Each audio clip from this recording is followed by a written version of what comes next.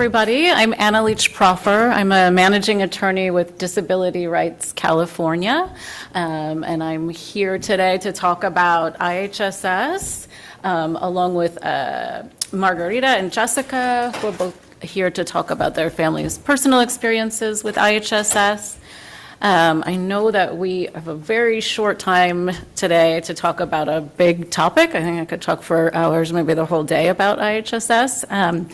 But I'm going to try to just breathe through a little bit of an overview of the program. I'm sure probably most people have heard of it. And then we're going to talk about some IHSS related proposals in the governor's budget this year. So first, what is IHSS? It's a statewide program that serves both adults and children, provides a variety of services that help people to remain living safely at home, provides things like basic personal care and other services to individuals who cannot safely perform the services for themselves. IHSS is administered by each individual county and is overseen by the California Department of Social Services. So next, a little bit about who is eligible for IHSS. So any California resident is eligible for IHSS if they have full scope Medi-Cal. So that includes Medi-Cal that's through a waiver like the HCBS DD waiver or the Home and Community-Based Alternatives waiver, who is blind, disabled, or 65 years of age or older, and cannot live safely at home without the assistance that the program provides. Okay, so just quickly how to apply for IHSS, for somebody who might just be starting out, hearing about the program for the first time and wants to get more information. As I said, it's a county administered program. So your options for applying may vary slightly by county, but generally speaking, you can call the county, you can show up in person, you can also apply online from anywhere in the state using what's called the Benefits Cal website. We do have a link to that in the slides. Okay, so basically what will happen is after you make that initial contact, there'll be a number of forms you have to fill out. Some will be filled out by the individual or the family in the case of a child, and some of them will need to be filled out by the treating doctor or specialist, depending on the situation. So those are forms that basically detail the types of care and services that a particular individual needs to remain living safely in their home. We do have a link here at the bottom, sorry these are so terribly small, to a really good resource that Disability Rights California put together on sort of self-assessment.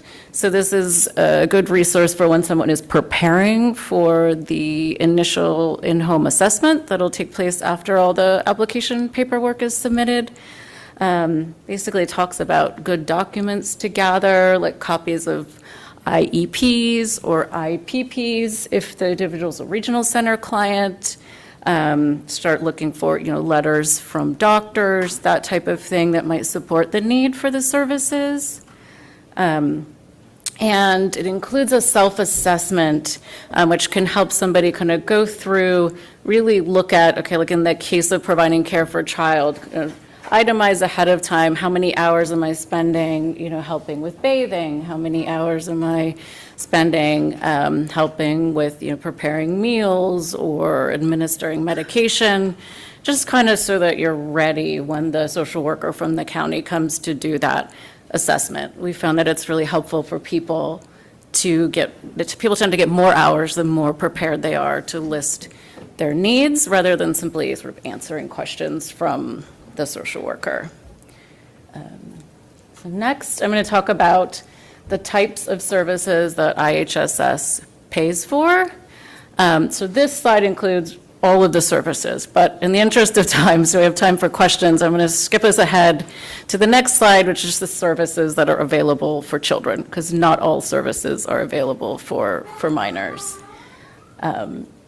So an eligible child can get the following services: related services, personal care services, paramedical services, protective supervision, and assistance with travel to and from, this is an approved place. It's usually from some type of medical appointment, but it could be occupational therapy, physical therapy. It could be if you're, doing your own transportation to a day program, something like that, for an older child who's no longer in school. I'll talk a little bit about each of those, just so you have a sense of what the services are.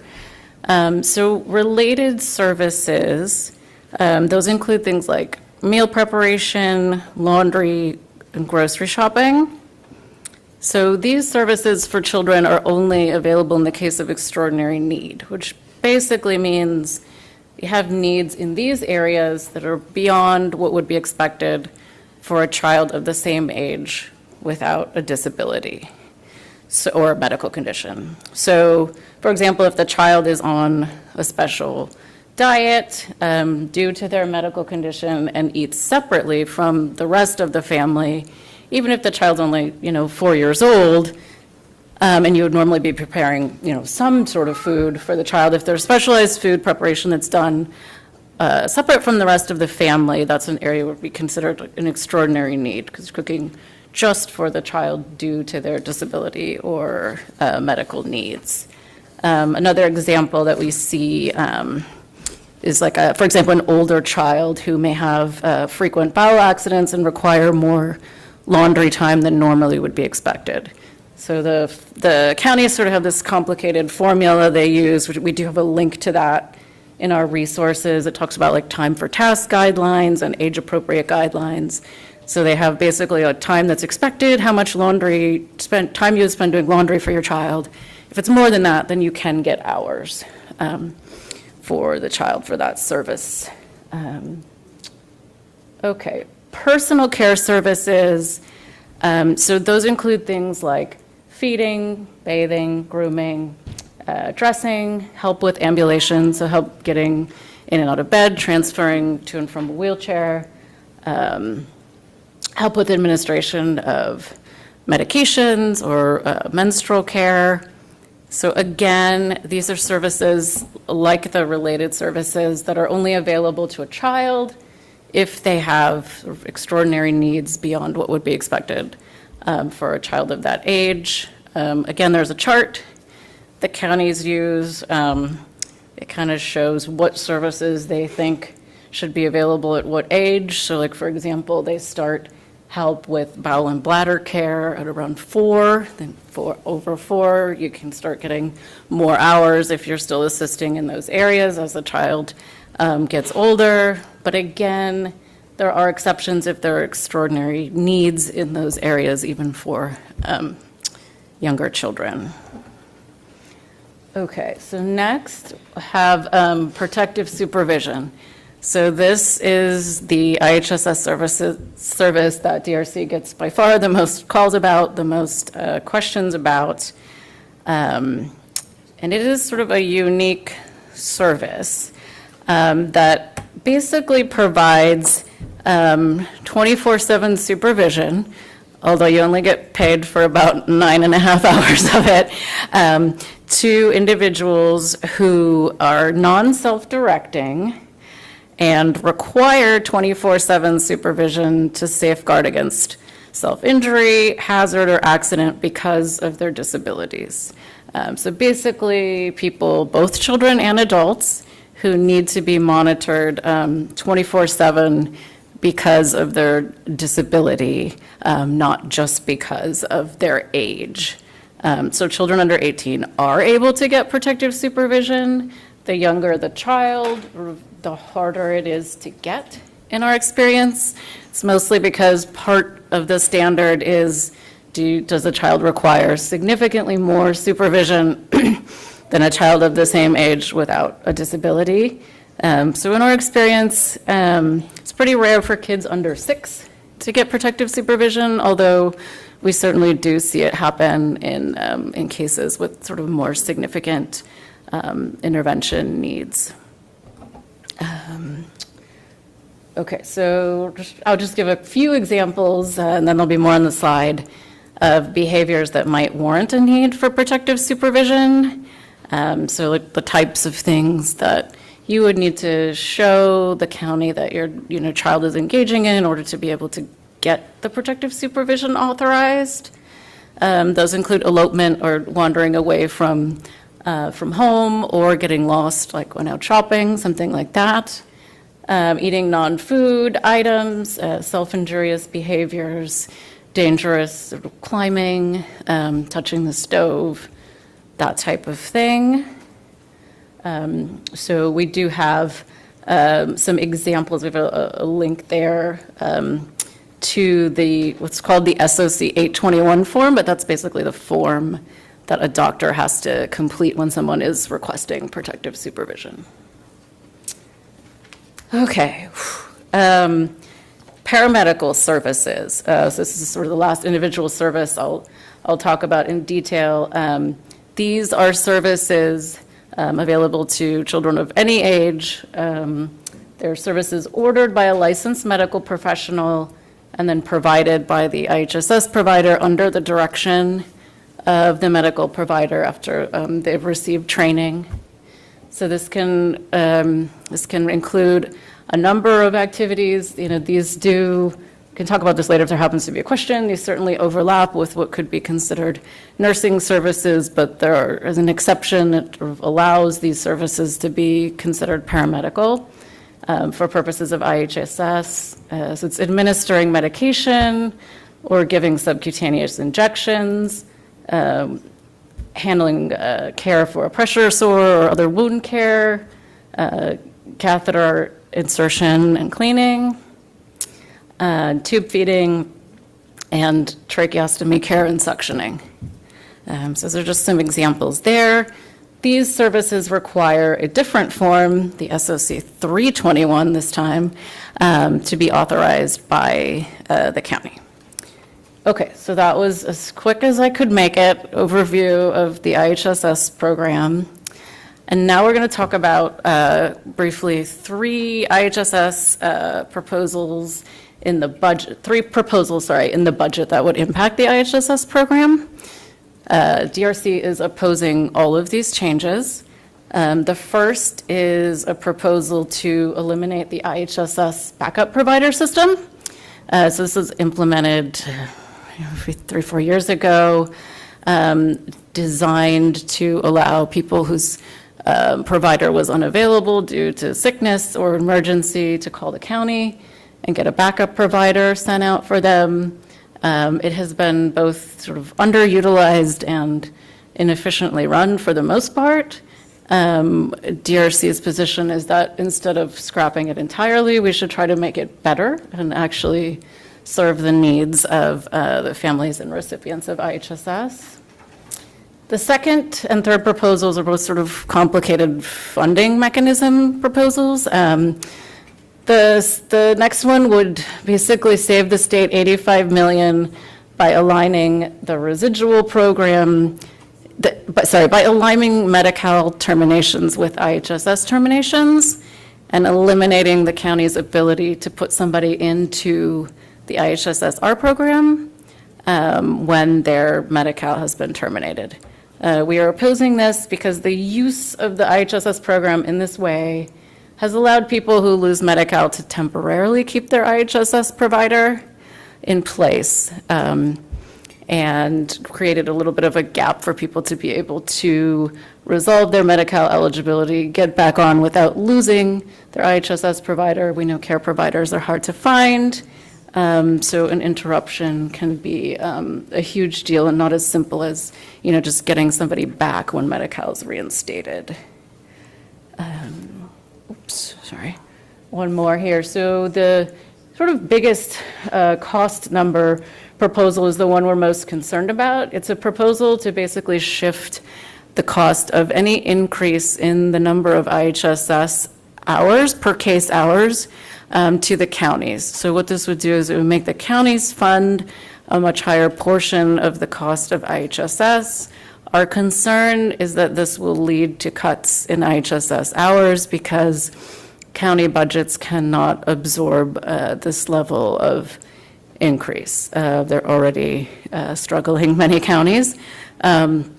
So we are working in coalition, both with folks from labor and folks from CWDA, to try to fight this proposal, so that we don't have unreasonable costs being shifted to the counties, which is going to put them in, the awkward position of being forced to make cuts because they can't afford the increasing costs of the program. Okay, so the last slide here is one that's just several resources, a large majority of them internal DRC resources related to IHSS.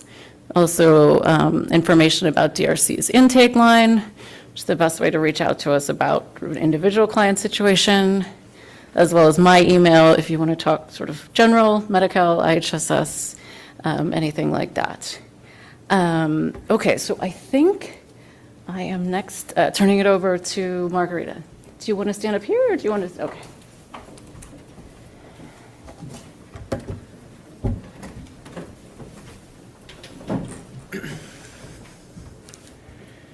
Hello, everyone.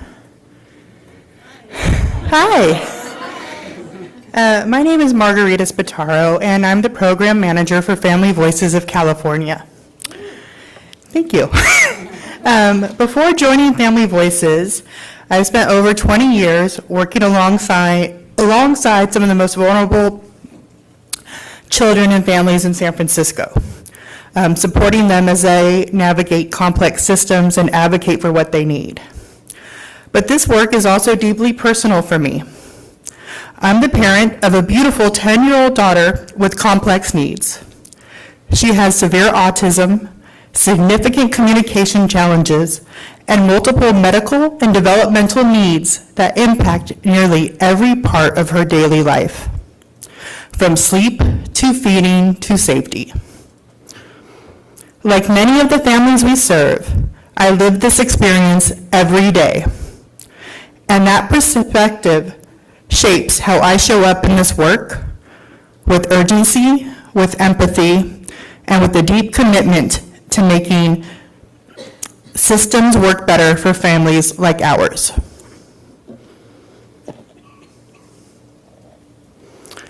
Our daily life requires constant 24/7 supervision to keep my daughter safe and thriving. She needs support with all of her daily living activities, getting dressed, brushing her teeth, toileting, learning new skills that many families may take for granted. She is a sensory seeker, which means she can also become easily overwhelmed. That balance is something we are constantly navigating. And then there's sleep, or lack of it. Some nights, she's bouncing off the walls well into the early hours of the morning, no matter how structured or exhausting the day has been. Other nights, if we're lucky, she settles after melatonin, a full day of school, after-school programming, and ABA therapy.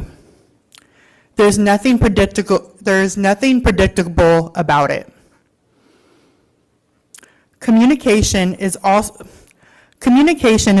a daily challenge. She expresses her needs in non-traditional ways, and when I can't understand her, it can lead to deep frustration for both of us. At times, that frustration can escalate into self-injurious behavior, like biting her hands. But over time, I've learned her language, her cues, her rhythms, her way of telling me what she needs. It's a constant learning process built on patience, connection, and trust.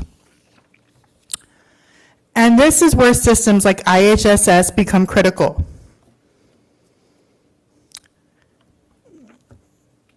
Because this level of care isn't occasional, it's constant. It allows families like mine to keep our children safe at home, to remain stable, and to continue showing up both as caregivers and parents. Without that support, the reality for many families would look very different. A few years ago, in 2019, I was working at Support for Families. One day, I was talking with a colleague about some of the challenges we were facing at home. At the time, my daughter was going through a phase where she was smearing feces every day. And if you've ever experienced that, you know it can happen in seconds. And it can take 2 people to clean up. We often had a code name for that. We would call it Poopageddon, because that meant we needed 2 people on the job to clean her and the space all together at once. And sometimes humor is the only way you get through moments like that. So a colleague who was also a parent of a child with complex medical needs pulled me aside. She listened and she said, "You know, there's a program that can help families like yours. It's called IHSS." At the time, I had no idea how significant that moment would be, because IHSS didn't just help, it changed everything for our family. It provided the level of support we needed to safely care for our daughter at home. It brought structure, stability, and relief to a situation that often felt overwhelming. And it allowed me to do what every parent wants to do, to make sure my child is cared for, safe, and as happy as she can be.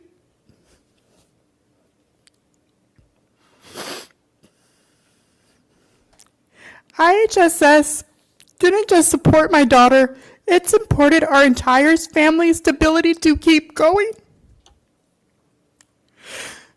But here's the reality.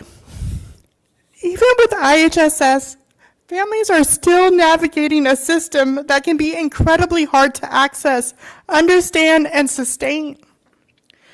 Many families don't even know the program exists, just like I didn't. Others face long delays, confusing processes, and inconsistent information, depending on who they talk to. And once you're in the system, there's still the challenge of making sure authorized hours actually reflect the real level of care your child needs. Because what happens on paper doesn't always match what's happening at 2 in the morning or during a moment of crisis. There's also the workforce piece. Finding and keeping reliable caregivers is not easy.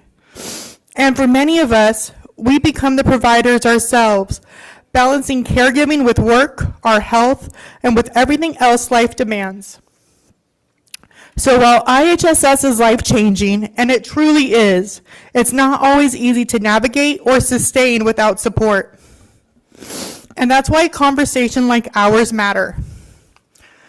Because families shouldn't have to stumble into life changing resources by chance. They should be clearly informed, supported, and guided from the beginning.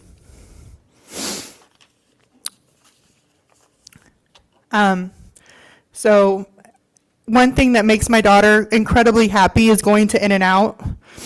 And as you can see, she's a huge fan of their French fries. It's like #1 thing in life, but she also has a very particular diet. She has particular habits, and these are all things that I have to navigate, I have to interpret, I have to learn, I have to understand. And trying to teach another caregiver those same things, finding an appropriate caregiver, is also a challenge. So extremely difficult, and many times that burden is left to the parents and to the direct family members to support, and that's why IHSS is so critical. I also want to just point out, before I pass the microphone to Jessica, but finding appropriate child care for a child with autism or other significant delays is nearly impossible. I worked at a resource and referral center. I saw firsthand how difficult it was for parents to find the appropriate care, or even find someone who would entertain the thought of accepting their child into their child care program. So IHSS is not a replacement for childcare, but it's definitely a tool us parents need in order to succeed in having our children thrive and be supported in their daily lives. Thank you.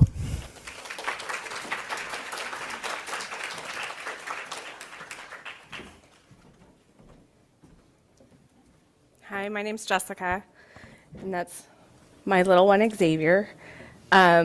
Xavier is now a 12-year-old boy. He was diagnosed with a terminal illness at 14 months old. He has defied all the odds and shouldn't be here now. He wasn't expected to make it past 2. So he has done an amazing job.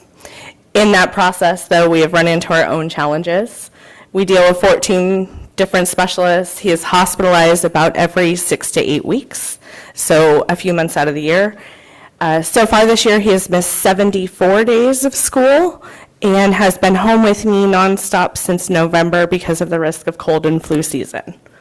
So I'm speaking as a parent of a kid with a terminal disease, and a rare disease at that. He is one of 10 in the world with his condition and one of 2 in the US, which means that we don't fall into anybody's black and white box. So everything that we have done for the last 12 years, we have had to talk every program into thinking outside of the box and taking his needs into consideration and his quality of life. It's a challenge. For families like ours, IHSS has allowed us to become independent again. When I say that he was diagnosed at 14 months old, within 8 weeks after his diagnosis, we had maxed out all of our medical care and our out-of-pocket max. We had to give up our cars, we had to give up our house, and we had to move in with family because we didn't know what resources and what places to turn to for help. It took us years of trying to navigate and ask questions after reading document after document that he didn't fall into the categories to qualify. So it took us about 4 years total. Now having IHSS, it has allowed us to become independent again. So we have 2 older children, so we were able to move out, move on to our own, and eventually utilize a program to buy our first house. It's allowed us to keep our son home and not institutionalized because realistically he qualifies for 24-hour care and needs that 24-hour care. So he is now on oxygen. We monitor his oxygen all day long. He has a feeding tube, he has a port, we do home infusions, he has a number of issues. Almost all of our IHSS hours come from paramedical because of bathing and everything else. So he doesn't qualify for protective supervision. And unfortunately, those are some of the downfalls that come with IHSS. So that is us. What life would be like without, we wouldn't be able to afford our rent or our house payment. We would have to consider placing our son in a residential facility in order to move on with life. And we would likely consider separating our family. Right now, we are lucky enough to be able to have our 2 older children in college with our support, and without IHSS, that wouldn't be possible. And that's it.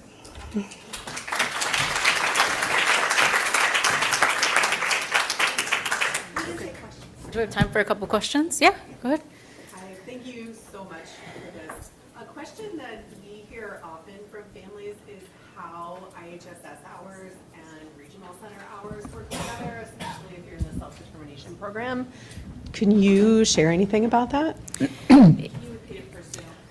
Yeah, so just the question is about the sort of interplay between IHSS hours and regional center services. The one we often get questions about specifically is IHSS versus regional center respite hours. So the sort of good news is that there's guidance, there's an all-county letter that explains that IHSS, when they're doing the assessment, should not consider the regional center respite service, that's a separate service. That's a service for the family, to give the family a break. IHSS is a service for the individual to provide them with the care that they need.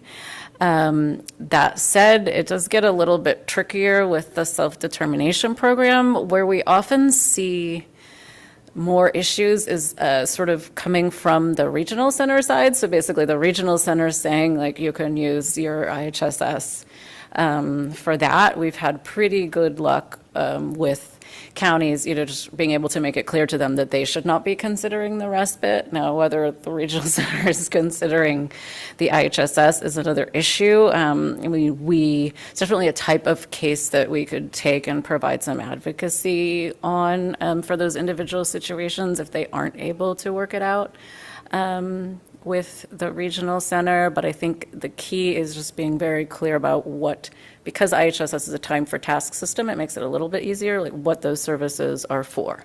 So those hours are authorized for, prepping, for doing laundry. They are not authorized for, the parent to go get a break.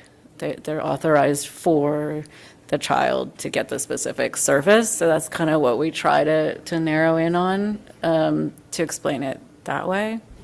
Yeah. I don't know who's.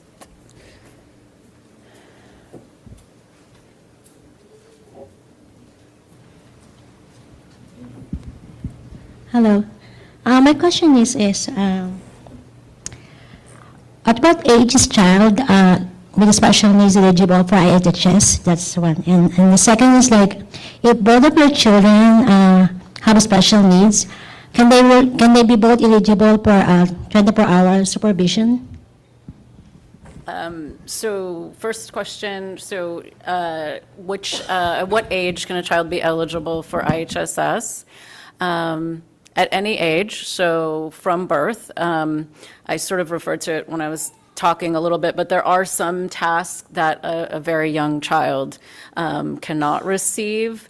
So generally for us, when we see, extremely young children, like babies, the vast majority of the hours that they're eligible for are paramedical. So if you have a young child with paramedical needs, a very young child, you are able to get hours for those services. Things like, protective supervision or assistance with, bailing, toileting, those tend to be when the child is a little bit older, but technically at any age. And then the second question was, I believe was if you have two children with disabilities or complex healthcare needs, can they both receive protective supervision? Was that the question? Yes, they can. There are limits on the number of hours that an individual provider can provide, but there are no limits. Both children could be authorized for the maximum, just 283 hours. You just would need more than one provider to provide the hours. And as an example, I'll add that when my son started receiving hours, he only received about 44 a month. He was 16 months old. As he's gotten older, he's now maxed out on hours. So it's changed with his age. Just a comment for my first question, because I applied for my son for IHSS when he was 3 years old, and I got rejected because they said that he's still young and I'm still responsible to take care of him because he's only 3. What I would like to add is when my daughter first was assessed for IHSS, she was 3.5 and did receive hours at the age of 3.5. It's based on need, not by age.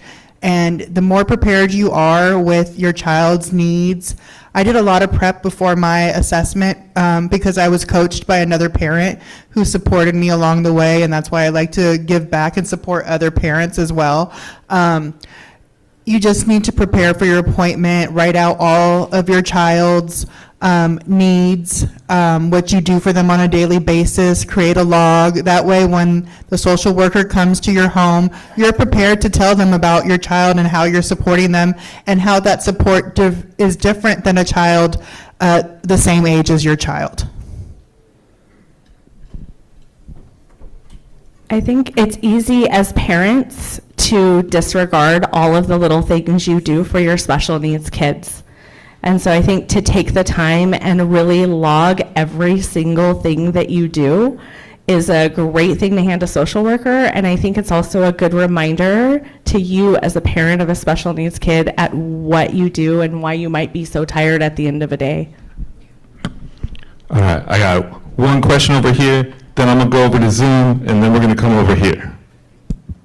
Okay, so Margarita and Jessica, thank you so much for sharing your wonderful and heartfelt stories. It was very, I I don't want to even say brave. Thank you for sharing your truth with your child and what your family had to go through. I was rejected for in-home support services when my child was an infant, and I didn't even bother go through the appeal process, which was a shame. I'm thinking about all of the different support that you needed and either received at the time or did not with the in-home support services. And I'm thinking about that compared to respite services. Does in-home support services, they just provide the service for the child? Or does in-home support services think about the care of the parent that they need while, that's what I'm thinking about. Does in-home support services think about, is it just for the child or is it for the child and the parent? In my experience, it's just for the child. We do not have regional centers, so I do not get any respite hours from any organization. Okay, so, God bless you, Jesus.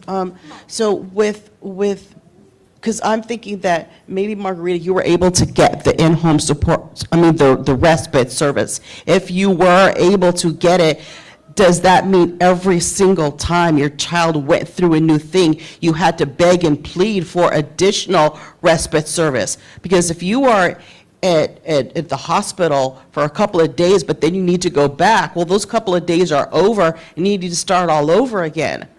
Did you have to constantly call your coordinator for that? Yes.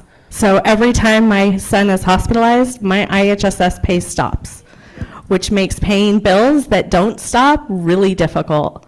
So in a time like this where he has been hospitalized, I think we figured out for 9 weeks since November, that's 9 weeks without pay. That's 9 weeks of scrambling to pay our house payment and bills that don't stop when he's there.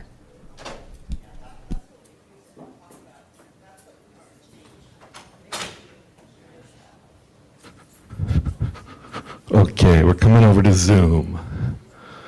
Would you be able to provide additional information around IHSS-R? We were immediately terminated from IHSS when we were termed from Medi-Cal and are still fighting for the waiver approval to reapply for IHSS. Sure, I can take that one.